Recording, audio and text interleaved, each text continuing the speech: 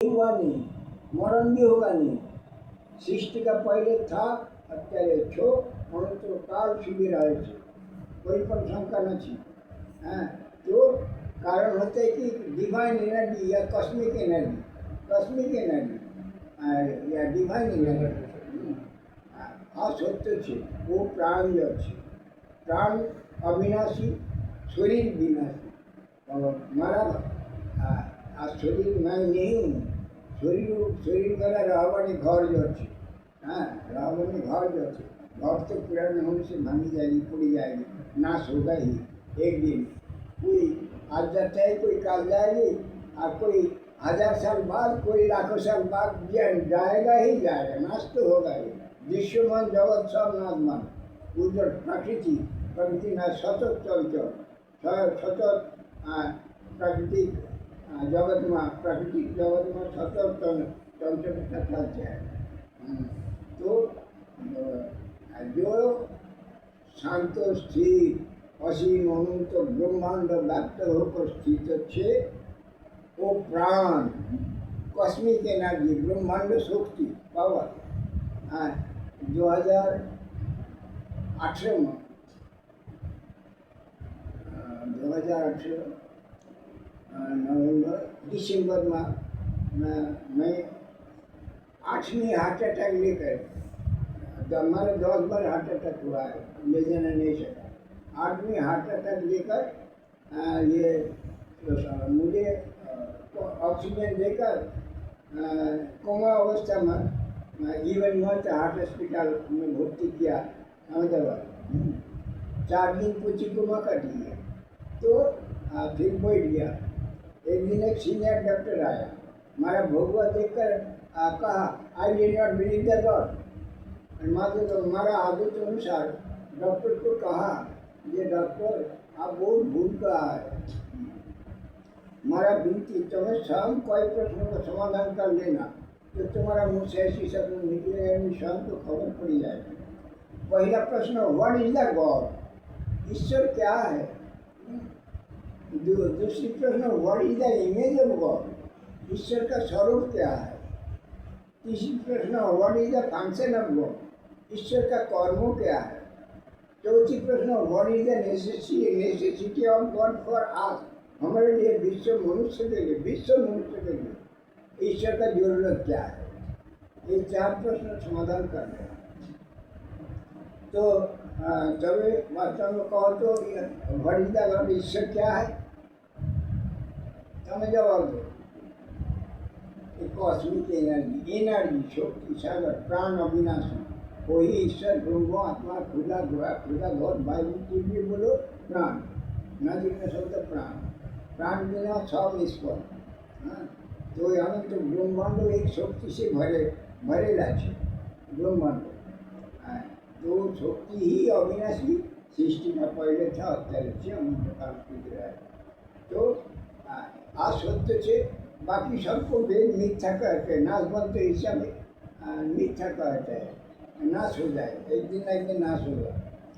अच्छा, what is the image of God, स्वरूप क्या है, ईश्वर का स्वरूप क्या है। एनर्जी शक्ति का स्वरूप क्या है, प्रकाश स्वरूप। यह अनंत ब्रह्मांड व्याप्त होकर एक प्रकाश सागर विराजित है, एक प्रकाश सागर। तो कॉस्मिक एनर्जी। तो what is the function of God, ये सृष्टि स्थिति लय कर्म परिचालन करना ही ईश्वर का कर्म। और चौथी, what is the necessity of God for us, हमारे लिए ईश्वर का जरूरत क्या है। जन्म मृत्यु को अपना इच्छाधीन करवा माटे ईश्वर का जरूरत है। जन्म मृत्यु को इच्छाधीन करवा माटे साधन भजन त्याग संतोष इत्यादि सब कुछ जरूरत है। तो जन्म मृत्यु से परे होने के लिए जरूरत है ईश्वर का। तो उसके लिए कुछ तो करना ही पड़ेगा। हम सब बाल कृष्ण मुंशीधारी कृष्ण राधा कृष्ण लेकर अस्थिर होते हैं, परंतु कृष्ण को स्वयं गीता में कहा, अहो मतलब हुआ तेज सर्वभूत संस्कृत, हूँ પ્રાણીમાં આત્માનું સુધીરાજી છું. પ્રાણીમાં આત્માને ઓળખું, હું કોણ છું એ જાણું, આ સત્ય છે. ये प्राण कृष्ण ही कृष्ण, आत्मा राम ही राम. हजार जन्म यदि कृष्ण हजार जन्म यदि कृष्ण कृष्ण करे निष्फल হইবে সব নাই যাবে পারে. মিললে নিজ দেহ মাঝে প্রাণ কৃষ্ণ সাথে সফল হইবে জন্ম, মুক্তি পাবে সাথে সাথে সাথে মুক্তি. হ্যাঁ, प्राण कृष्ण साथ मिलना पड़ेगा, आत्माराम साथ मिलना पड़ेगा. बाहर ना राम मिलेगा ना कृष्ण मिलेगा. तो मैं सबको याद कर देते, आत्मा ने ओळखने की प्रयत्न करो, जीवन सफल. और इसके लिए गीता में ही भगवान कृष्ण बोला है, नास्ति सांख्य समम ज्ञान नास्ति योग समम बलम. सांख्य ज्ञान से आगे ज्ञान है नहीं, योग बल से परे कोई बल है नहीं. योग बल श्रेष्ठ बल. योग प्लस ज्ञान तो ज्ञान, ज्ञान सिवाय कोई कुछ भी करने नहीं सकता, कुछ नहीं होगा. तो ज्ञान प्लस योग तो योग प्लस ज्ञान तो ज्ञान एक दूसरे के साथ जुड़ा हुआ है. 6000 से 12,000 साल पहले मुनि ऋषि सबको धर्म रास्ते पर चलने के लिए 6 रास्ता देके गया. पूर्व मीमांसा, उत्तर मीमांसा, न्याय, वैशेषिक, सांख्य और योग, ये 6 रास्ता देके गया. जो चलते ही दुनिया में एक सब देखते हैं धंधावाली. मैं इसलिए किसी में लड़ाई लड़ेगा, कोई बदलेगा नहीं. इसलिए मैं बोलते नहीं, चुप होके कि एक बात देख रहे चोख, सुन रहे कान. आँख से देखो, कान से सुनो, मुँह से मत बोलो. बोलना नहीं, बोले तो लड़ाई होगा. लड़ाई करके लाभ क्या है? जो जैसी करेगा ऐसी प्राप्त होगा. तो गलत रास्ते पर सब चलते हैं. तमें जाना है मुंबई आवाज છે. તમે दिखाते कान फूका दिमाग पाटे लगाना, फांका मंत्र देना, गुरु दिखा दिया आवाज. अभी जिंदगी भर चलो, जन्म से जन्म चलो, मुंबई पहुँच नहीं पाओ. हाँ, तो इसीलिए रियल रास्ता भी होना चाहिए. और इसीलिए मैं सबको कहते हैं, सारे विश्व ढूंढकर देखो, जानो ना, निजे स्वयं निर्णय ले लो क्या सत्य है. निर्णय लेके ऐसी धारा ओपन करने, अनुभव कराने वाला, प्रकट रूप से प्रत्यक्ष रूप से आत्मा के साथ ब्रह्म के साथ जुड़ने वाला ऐसी किसी को गुरु मानो तो ये और साधन भजन करो तो जीवन सफल. हाँ, नहीं तो ये बार बार अपन जब चालू रहेगा, जीवन निष्फल होगा. खोटो खर्चा, खोटो टाइम पास, खोटो मेहनत होगा, लाभ होगा, लाभ कुछ होगा नहीं. मैं सबको बार बार रहिए, परंतु समाज को इतने बिगाड़ दिया ये. और समाज भी भोग त्याग, समाज भी भोग के प्रति आकर्षित, त्याग के प्रति नहीं.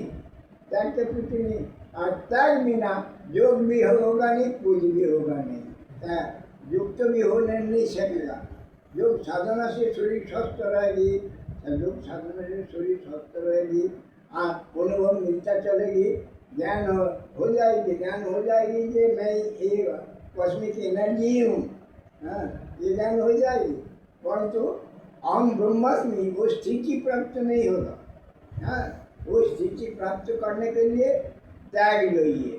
के भोग के डुबकी लगाकर रहने से नहीं होगा. और मुनि ऋषि गृहस्थ आश्रम को भी इनकार किया नहीं.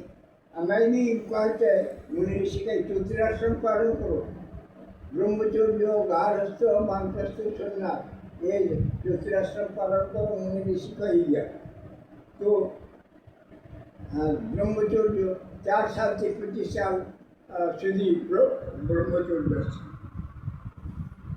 गारहस्थ कर्तव्य भाव थी 25 થી 50 साल સુધી गारहस्थ.